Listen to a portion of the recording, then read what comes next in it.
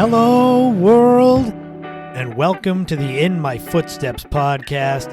I am the host, Christopher Setterland, coming to you from the vacation destination known as Cape Cod, Massachusetts, and this is episode 60. The 60th episode is going to be full of fun stories. We're going to start off with the story of a piece of Cape Cod history that was bought by Henry Ford, the Ferris windmill and its legacy.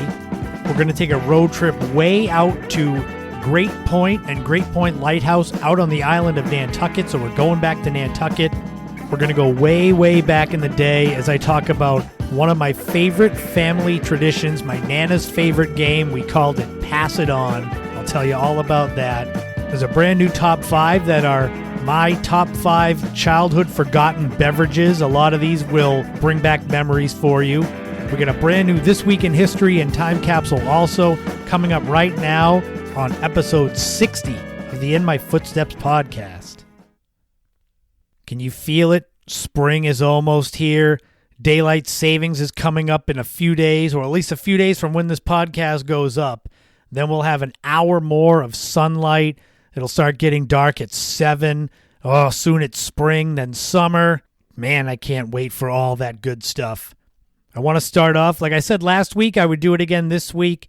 It's a special week. My little niece, Sylvie, it's her 3rd birthday, or it will have just passed when this podcast goes up, but she deserves 2 episodes wishing her a happy birthday. She is quite literally a human antidepressant. Every time I'm around her, the mood in my life just goes up. And that's the kind of stuff in the world currently. It's not lost on me when someone can make you feel better just by being around them. So happy 3rd birthday to my little buddy, Sylvie. Again, I won't wish it next week, but next year. Has everybody out there got spring fever yet? Are you itching to get outside?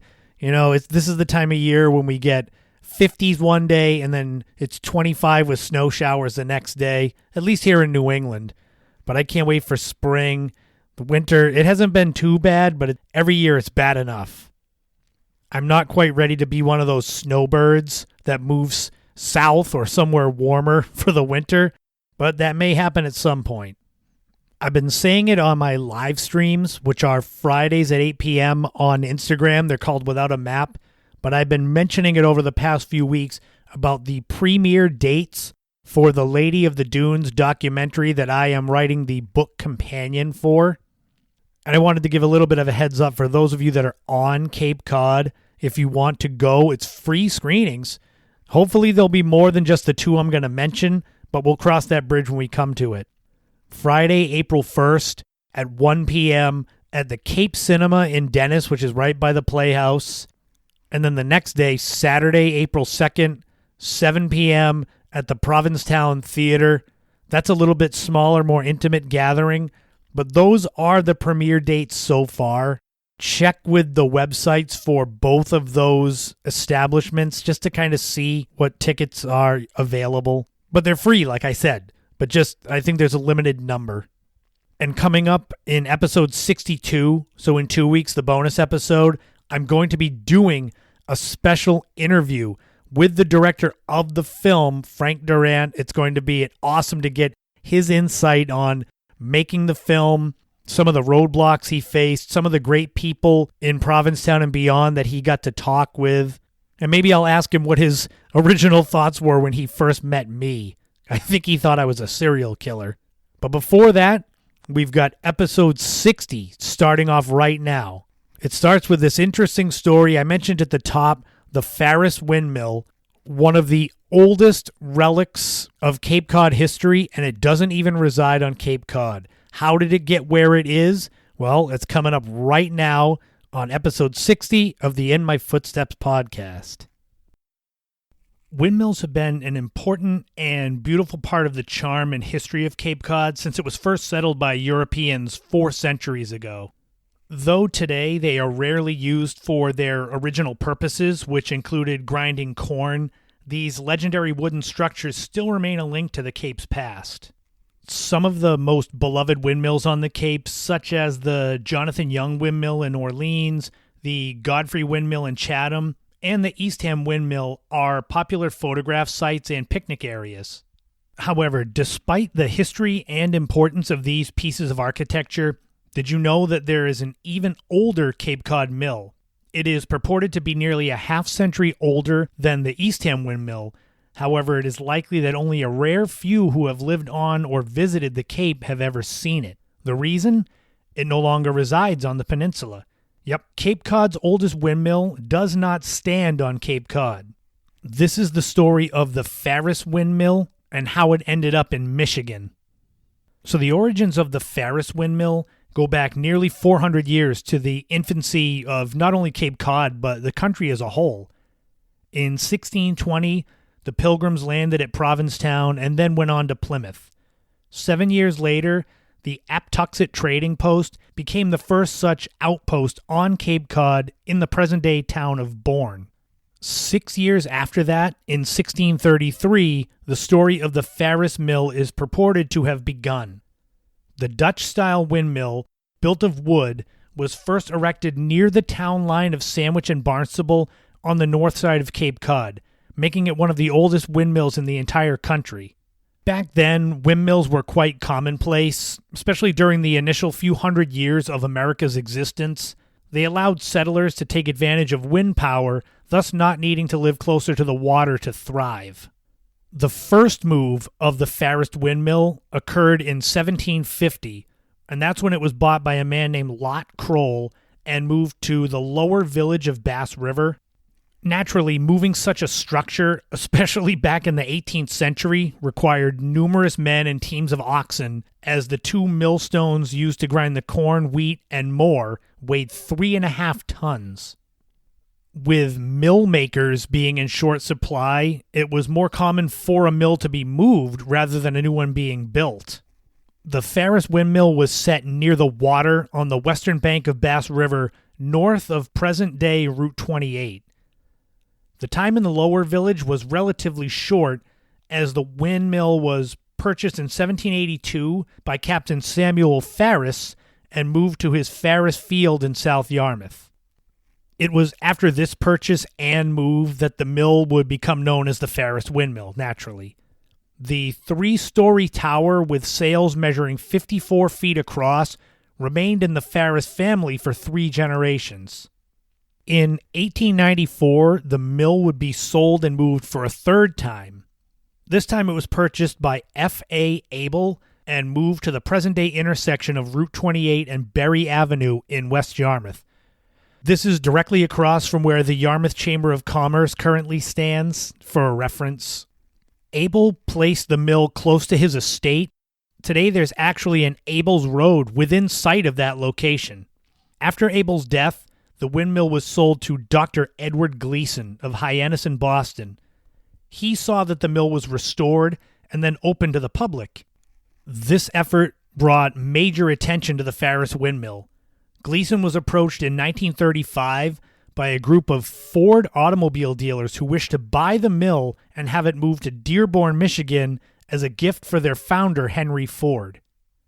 8 years prior to this meeting, Gleason had attempted to give the mill and 6 acres of land to the town of Yarmouth. However, they balked at the potential taxes on the property, claiming the town was too poor to afford it. At the time, there was much public outcry of the potential move of the windmill off of Cape Cod. But Gleason was there to remind the town that he attempted to give it to them as a gift and they turned them down. Interestingly enough, Henry Ford actually did not want the windmill at first either. He wanted something else. In 1926, Ford had approached Gleason about purchasing another historic spot, the Baxter Grist Mill, located further down Route 28 in West Yarmouth.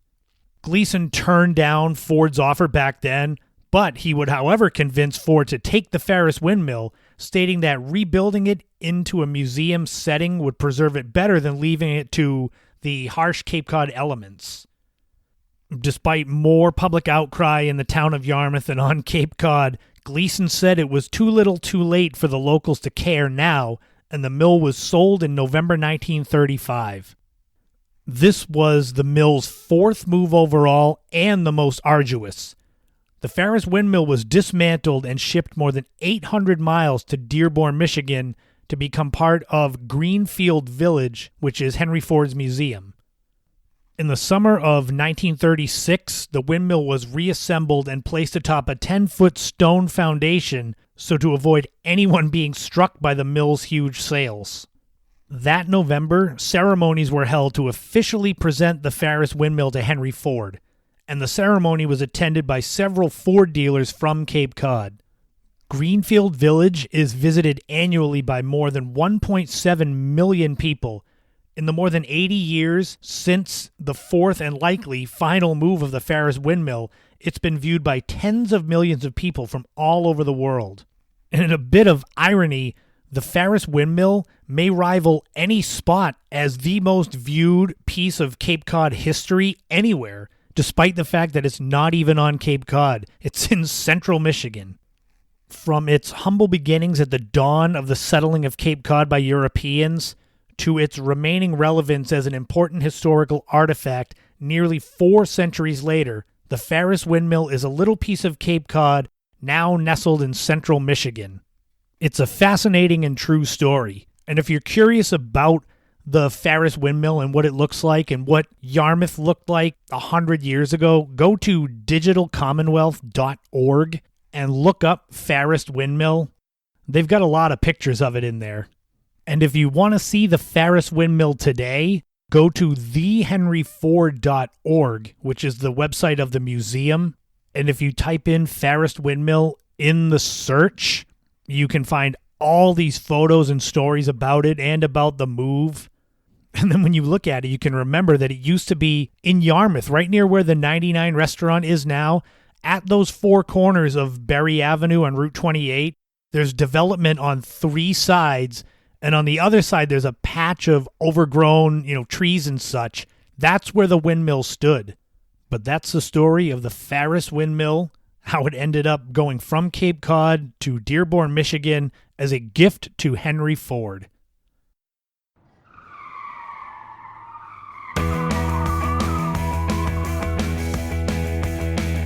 Is it possible for a place to be so close yet so far away, both at the same time? On this week's road trip, we are going to find out the answer to that as we take a trip to Great Point on the island of Nantucket. The island of Nantucket sits about 30 miles off the coast of Cape Cod, and when you're traveling by ferry from Hyannis to Nantucket, Great Point and Great Point Lighthouse are basically the first things you see when it comes to land when traveling over there. This road trip is a de facto second trip to Nantucket. If you're looking for the first road trip I did to Nantucket, that's way back in episode 17 of the podcast. And I believe I said it back then that Nantucket was deserving of more than one trip. So here is the second one, and Great Point is all on its own deserving of a road trip. Great Point Lighthouse is going to be the focus a lot of this road trip because that was the reason that I went out there. The light station itself was established in 1784. The current lighthouse stands 60 feet tall and is made of concrete, and it's white, so it stands out against the background. So like I was saying, when you take the ferry over there, you pass 4.5 miles probably from the lighthouse, but you can see it. It looks like a little white matchstick against the horizon. Great Point Lighthouse and Great Point in general is part of the Koskada-Kochu Wildlife Refuge, which is more than 1,100 acres in size. Obviously, when you're out in that area, there's a lot of beach, and it's a narrow strip of land that gets to Great Point Lighthouse. But there's also the Koskada-Kochu Wildlife Refuge has more than that. It's got some beach forest. It has some unique wildlife. So the whole trip out there is worth it. The thing is getting out there. It is not easy. To get to Great Point, you have to, once you get off the ferry, drive east to the village of Wawanet. And it's out there on Wawanet Road where there's the gatehouse that leads you to Great Point. You've got to check in. It's an over sand road for off-road vehicles. The only difference really between this off-road and many others is the distance that it takes to get to the end, to get to Great Point Lighthouse. If you get all the way out there and you're looking for kind of a rough estimate of what it is, how long it takes to drive over sand to get from the Wawanet Gatehouse to Great Point Lighthouse, it's about 5 miles over the sand. I was lucky enough several years ago to be able to get out there. This was because when I was working on my third book, which was the Nantucket Travel Guide, I had a friend, his name is Bill D'Souza Mock, who is a big-time travel and tourism guy for the state of Massachusetts, knows everybody, hugely knowledgeable, very helpful as far as all of my books have gone up to now. I've said it a bunch of times that my last 3 books that I've written wouldn't exist without Bill. So he was able to get me comped tickets on the ferry and the vehicle charge because my buddy Steve came because he's got a Jeep that could go over sand. The best part was he also got us comped for the price of going over sand because obviously you need a sticker and we weren't from Nantucket, so we didn't have a sticker. So we figured drive out to the gatehouse, give them our information, and they would let us go. Well, this was December. So when we drove out to the gatehouse, there was nobody there. So basically, Bill did all the work of getting us comped to drive out to Great Point Lighthouse, and there was nobody even there. So we just deflated the tires and headed out. It is only when you're going over the sand and heading out towards the lighthouse, after a couple of miles, where you realize just how remote the area is, where you're so far away that you don't see any homes behind you, but yet you're not far enough that you can't even see the lighthouse ahead of you. It's like you're in this wasteland, just stuck in time. I mentioned earlier that the original Great Point Lighthouse was first established in 1784, but the lighthouse that's out there now only dates back to 1986. Back in episode 21 of the podcast, I told the story of the March 1984 storm that washed the freighter Eldia onshore at Nauset Beach. Also in that episode, I mentioned about the storm and how it destroyed Great Point Lighthouse. The storm was so bad that it actually washed over the beach out near the tip of the point, making the lighthouse an island for a while. Well, those of us that live along the shore, Cape Cod, New England, you know all about the erosion and the shoreline change and the issues.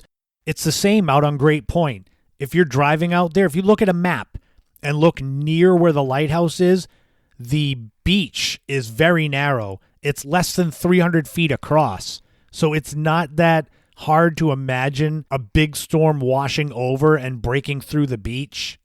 When Steve and I went out there, the drive seemed to take forever. And it was fun because there was a snowy owl that was kind of flying along and shadowing the Jeep.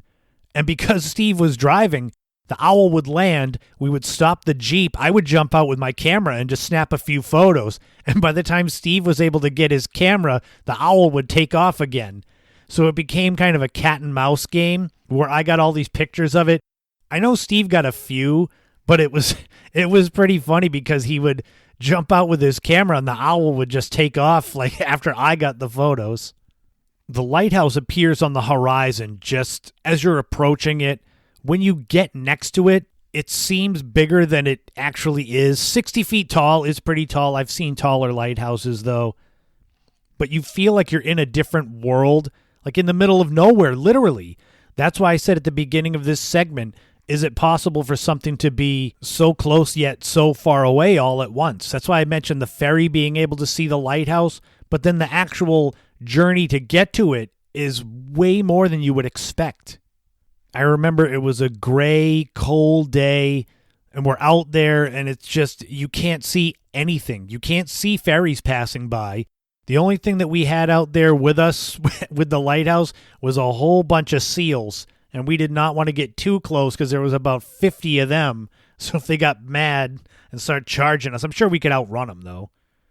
Even if you're not a big fan of lighthouses like me and Steve are, I highly recommend the drive out, the Coskata-Cochu Wildlife Refuge, just driving out there to be like one with nature and feel how the island like Nantucket was before settlers were there, because there's not much out there. There's a lot of protected species, so you've got to drive on certain areas. I'd definitely love to go back out there and explore more. But this trip here was about the lighthouse, getting photos of it for my Nantucket book. And my descriptions here on the podcast aren't going to do a good enough job of letting you know what it was like to be out in this area where there's just nothing but you and nature until you get to the lighthouse. But if you want to see more, visit thetrustees.org, and they have a map of all their properties, and just click on the Coskata-Cochu Wildlife Refuge and just see what it's all about. I'm sure in the summertime it's packed with people, just people trying to escape the crowds in downtown Nantucket. But when Steve and I went there in winter, it was just like we had driven through some kind of time vortex, and it was just us driving on the beach back 1,000 years ago. And don't worry if you don't have an off-road vehicle, a Jeep, something like that. The trustees from May through October will do tours out to the lighthouse and all through the Coskata-Cochu Wildlife Refuge. So you can go and see it all and not have to worry about having the right vehicle or underinflating your tires. They do all the work. I know at some point there'll be a third road trip to Nantucket because there's still a lot more that I haven't covered. But obviously there was episode 17. And then if you want to check out more about Nantucket, visit nantucketchamber.org. They've got everything you could possibly need. And I'll be back next time with another road trip, and who knows where it'll be to. I don't know yet, so you'll have to come back and find out.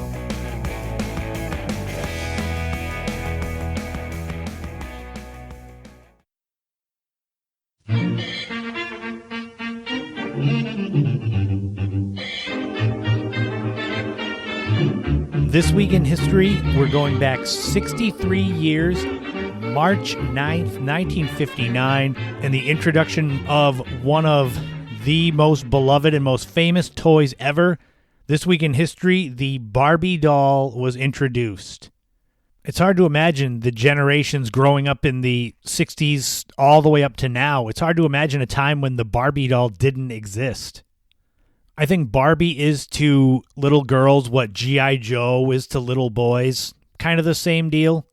The initial Barbie doll went on display at the American Toy Fair in New York City on March 9th, 1959. The doll's proportions are pretty similar to today, 11 inches tall with long blonde hair, at least the typical one. Now there's a bunch of different characters, I guess, in that world.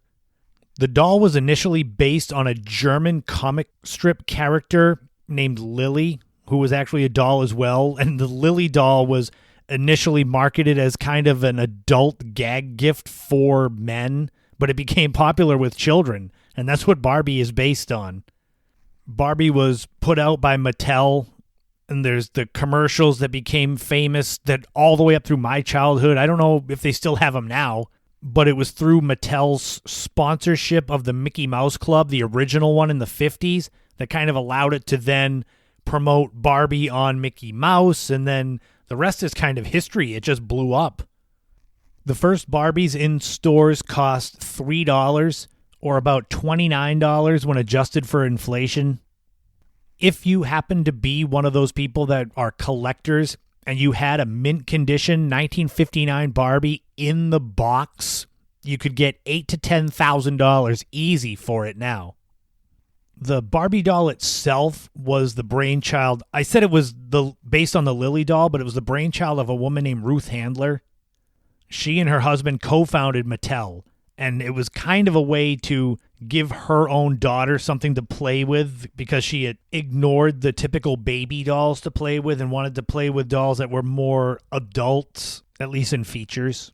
Barbie gave way to Midge, her best friend, and then Ken, who was named after Ruth Handler's son. And then there was Skipper, and all those characters and the different accessories that came ever since. I've got 3 sisters, I've got 3 nieces, and they all had Barbies or have Barbies or enjoy them, so it's easy to see why this was so popular.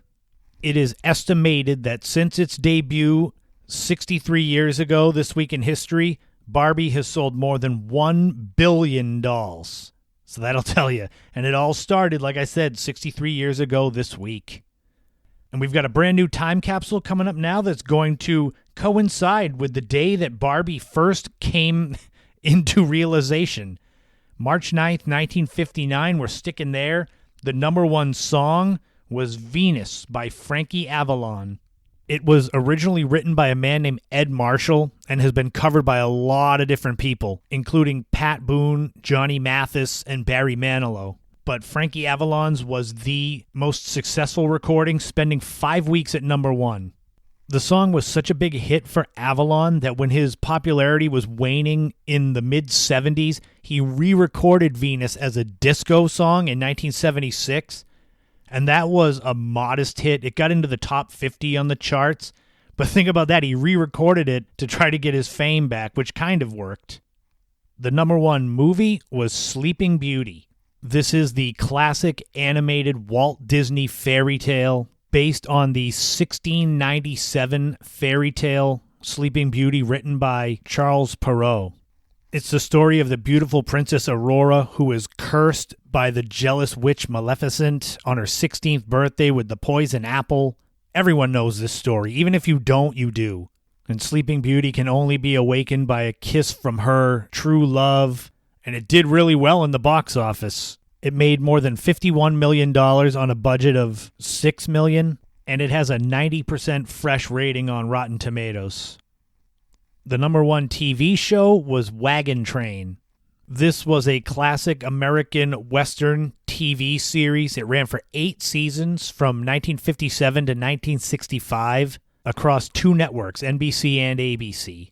The series, like the title said, was based around a large wagon train which was going from St. Joseph, Missouri to Sacramento, California, and all the trials and tribulations that the group goes through.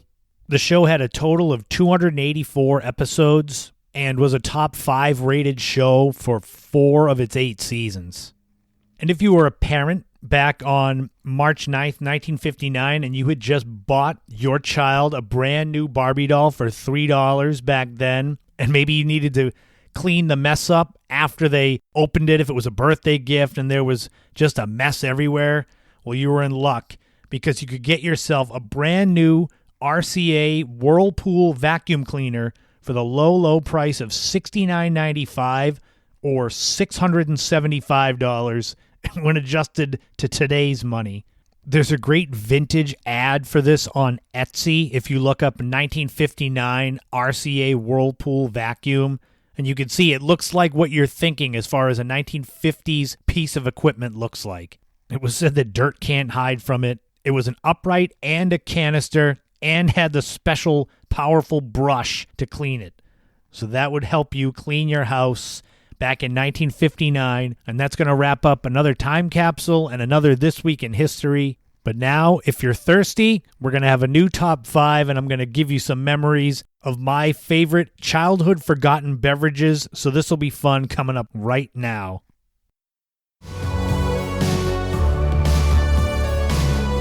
Initially, this top 5 was going to be favorite childhood sodas, but I realized pretty much all the sodas that I drank as a kid, they're still around now, so it's not the same for nostalgia.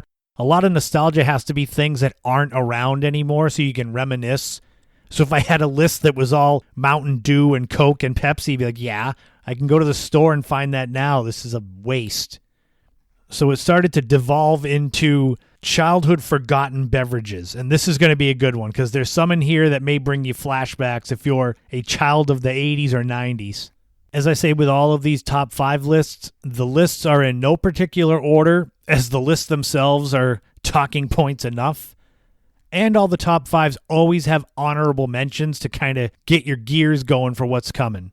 So when it comes to forgotten childhood beverages, honorable mentions include Mug Root Beer, RC Cola, Slice, and my favorite, Jolt. I didn't put Jolt in the top 5 because I already did a segment on it. And most of these are still around today, so obviously it's not going to be all nostalgia. But the thing is that they're not as high profile as they were when I was a kid. So let's get some memories going here. Top 5 forgotten childhood beverages. Number 1 is the Hug fruit barrels. These are still around. They sell them at BJ's. They're little plastic barrels with the kind of aluminum foil top that you peel off. The little Hugs were in all 80s kids' lunchboxes and probably all the way still through now. 8 ounces, low sugar, good fruit flavors to them. And it was cute. Parents could give their kids a hug to bring to school. I always thought it was kind of like that. If you want to reminisce some more, you can go to littlehug.com, which is their website, and see all the photos and maybe order some for yourself and have some flashbacks. Number 2 is High C Ecto Cooler. This is an all-time classic, late 80s, early 90s, surrounding the release of Ghostbusters 2. So Slimer, the green blob ghost, was on the package. It was originally Citrus Cooler, and they changed the name to, capitalize on Ghostbusters and the cartoon. It was so popular, and it's been discontinued and then brought back, almost like the McRib with McDonald's, where they build suspense and anticipation for it. And even just a few months ago, when the Ghostbusters Afterlife first came out, they released the commemorative 12-ounce bottles of Ecto Cooler, but you had to engage with High C on social media to get some. It wasn't in stores. Number 3 is the Sips juice boxes, which is Sips with 2 S's, which is why this was the first that popped into my head when I started coming up with this list, was I remembered people having the juice boxes with the Sips with 2 S's on it. And of course, Sips is still around. It's made by a company called Johanna Foods, so if you go to their website, you can find it. These are the juice boxes are like 7 ounces. They have all the different fruit flavors and more, iced tea, lemon. These are different from the Hugs in the fact that they are very high in sugar, but with little kids they don't care. Number 4 is Hires root beer. I immediately had 2 root beers pop into my mind because I don't drink root beer now like I did when I was a kid. And when I was a kid, I always remembered Mug and Hires. And so when it came to the countdown, I was like, which one did I remember drinking more? And it was Hires. I'm not sure if it's still as popular now as it was in the 80s when they had the commercials on TV and such, but Hires is the longest continuously made soft drink in America. It was first introduced in 1876, and it's now owned by the Keurig Dr. Pepper Company. Its logo it's very similar to the A&W. It's the orange and brownish with the mug of Hires root beer foaming over. There was nothing better in the heat of summer than being at my Nana's house and having a root beer float that she called a horse's neck with the ice cream and the Hires root beer. Oh, that was the best. And finally, number 5 on my list of the top 5 forgotten childhood beverages is Clearly Canadian. This was the flavored sparkling water. It's still around, clearlycanadian.com. But again, this was huge when I was a kid. So it's another one of those things where it may still be around, but I don't know if it's still as popular as it was 30 years ago. You felt fancy if you had one of these bottles. They looked almost like a vase with the screw top, and they had the illustration of whatever the ingredient was to make the flavor. It was first introduced in 1987 and was definitely different from everything else that was around back then. Sodas and the sugary juice drinks that we all had as kids. Clearly Canadian was something different. But that's going to wrap up this week's top 5. I am very surprised as I put my list together to find things that were forgotten childhood beverages, that almost all of them are still available. I don't know if they're as widely available, but they are still out there. So if you want to go and have one of the little Hug fruit barrels or Sips juice boxes or Hires root beer, Clearly Canadian, you can get all of those. I can't help you with High C Ecto Cooler, though. That we'll have to wait to see if they have mercy on us and release it again. And I'll be back next week with a brand new top 5 that'll be every bit as random, but filled with just as much nostalgia as I can fit in the segment.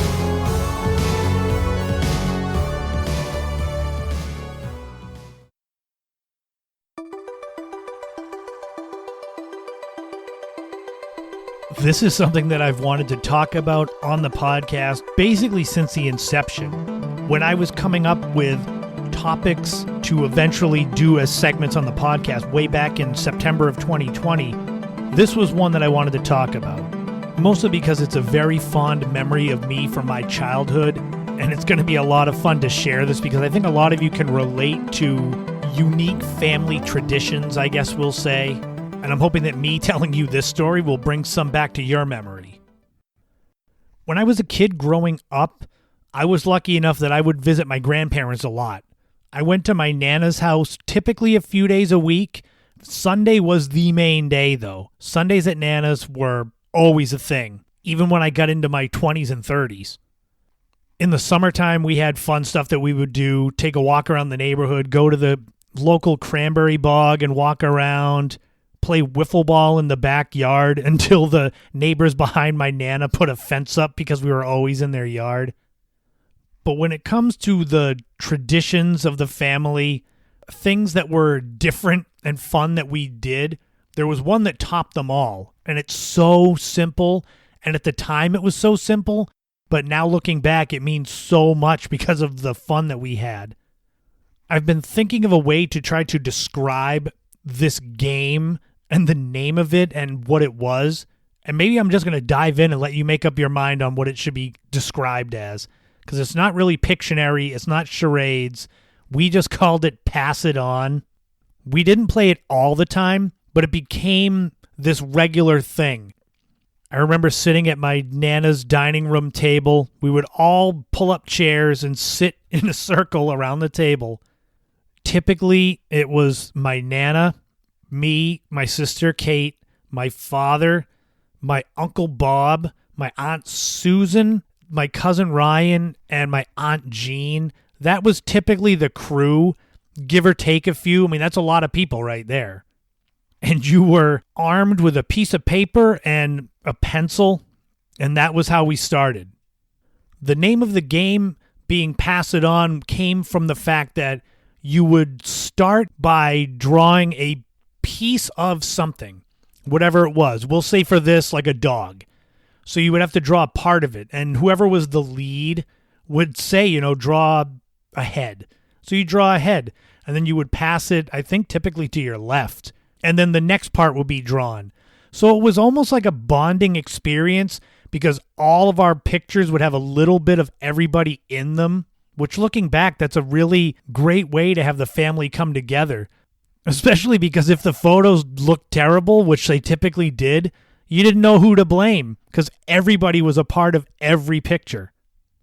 I remember you would have to put your name at the bottom of your sheet of paper, because at the end, you were supposed to return the paper to the original owner so that they could see what a great picture you made. And these pictures were typically animals or some kind of scene that had multiple layers to justify us passing this picture around and around. Because if you say draw Pac-Man, it's a circle with a triangle out of it and you're done, and that's no fun. It had to be something worthwhile. And sure, you listening out there, some of you may find this to be just boring and like, wow, what in the world kind of game was that you were playing back in the 80s? But the banter that the family had at that table is now something I look back on as one of the best moments of my childhood.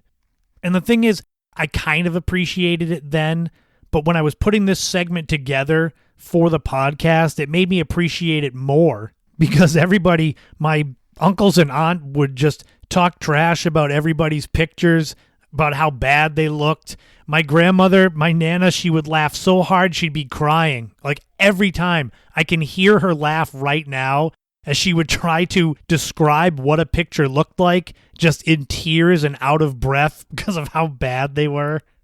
In the days long before internet, long before smartphones and super detailed video games, this was the height of entertainment.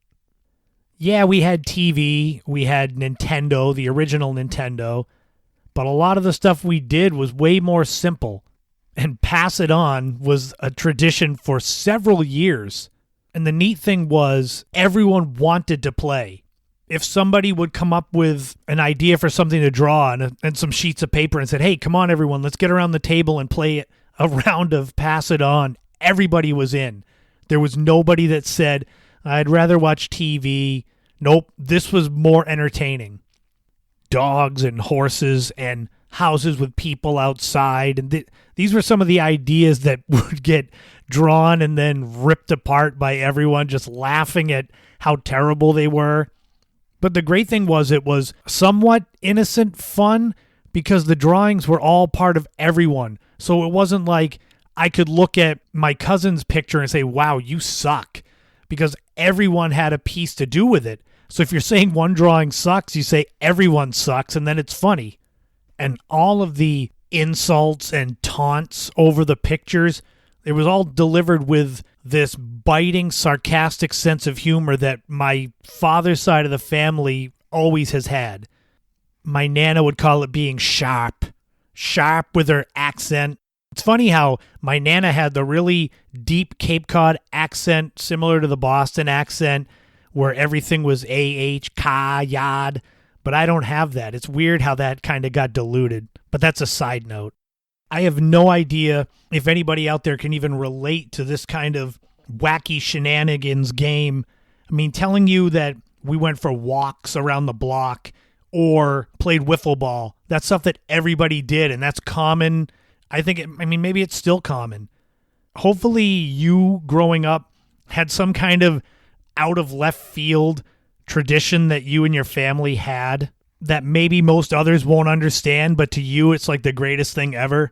That's like this, Pass It On. It's meaningless to anybody that was not a member of the family, but to me it's so much of what was great about growing up, and hopefully you in your own world can kind of relate to it with something like that, where I wouldn't understand it, but when you put it in the context of, oh, it's like your Pass It On game, then I get it.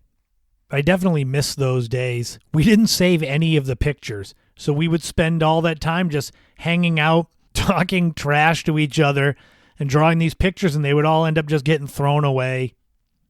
But I can still, if I close my eyes right now as I'm recording this, I can hear my Nana laughing and crying. My Aunt Susan would be the same way, just in tears, laughing, trying to describe the pictures. And usually my father and my Uncle Bob would just be like, oh, God, look at this, Jesus.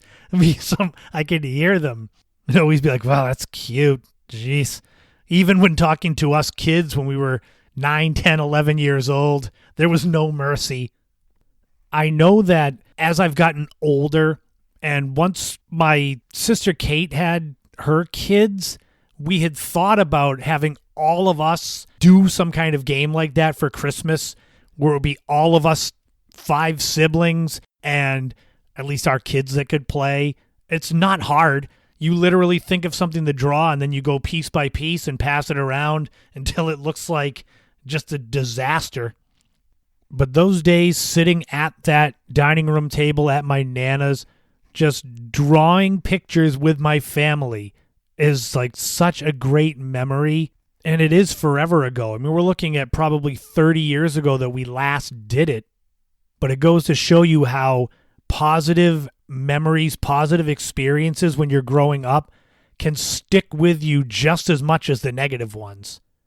So maybe some point this summer when it's nice out, I'll make some sun tea, go for a walk around the block, and then get whatever family I can and do a nice game of Pass It On to remember my Nana, remember the 80s, remember my childhood, and yeah, remember the good old days. And that's going to do it. That is going to wrap up episode 60 of the In My Footsteps podcast. Thank you so much to everyone who has tuned in along the way, whether you've just started and this is your first episode, or you've been listening since episode 1 where I talked about Deacon John Doan way back in November of 2020.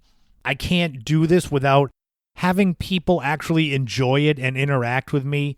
I like doing these, but it's always more fun when you've got people that actually tune in and find what you're doing fun, interesting, entertaining, a distraction from the world. I'm trying to make it all of that.